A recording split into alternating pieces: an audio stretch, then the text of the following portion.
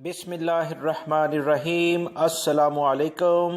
صراط مستقیم چینل میں آپ سب کو میں خوش آمدید کہتا ہوں۔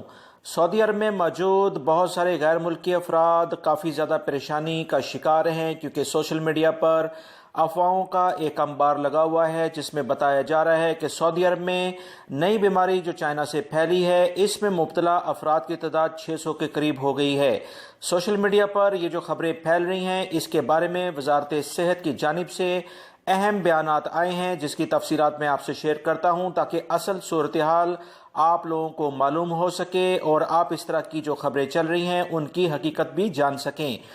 تفصیلات کچھ یہ ہیں کہ سعودی وزارت صحت کی جانب سے کہا گیا ہے کہ سوشل میڈیا پر جو کچھ ویڈیوز چل رہی ہیں جس میں دو چائنیز افراد کو آپس میں لڑتے ہوئے اور اس کے بعد ایک شخص کو گرتے ہوئے زمین پر دکھایا گیا ہے، یہ دراصل ان کا اپنی ذاتی معاملہ تھا جس میں ایک شخص زخمی ہوا ہے جسے ہاسپٹل پہنچایا گیا ہے۔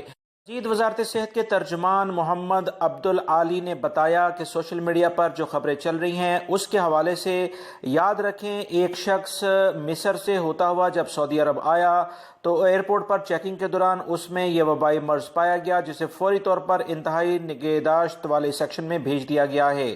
مزید انہوں نے کہا کہ سعودی عرب میں الحمدللہ وزارت صحت نے بہترین اقدامات کیے ہیں اور دنیا اس بات کو مان بھی رہی ہے کہ سعودی عرب میں بہترین اقدامات کر کے اس وبا کو کافی حد تک کنٹرول کر لیا ہے۔ وزارت صحت کے ترجمان نے مزید کہا ہے کہ وزارت صحت نے اس بیماری سے بچاؤ کے لیے بہترین اقدامات کیے ہیں اور مجموعی طور پر رجسٹرڈ مریضوں کی تعداد اس وقت 21 ہے، 600 نہیں ہے۔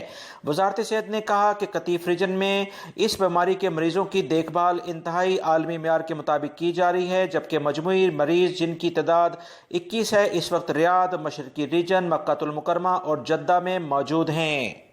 تازہ ترین معلومات جاننے کے لیے میرے چینل کو دیکھتے رہیں۔ میری ویڈیوز کو لائک کر کے اپنے دوسرے دوستوں سے لازمی شیئر کر دیا کریں۔ السلام علیکم۔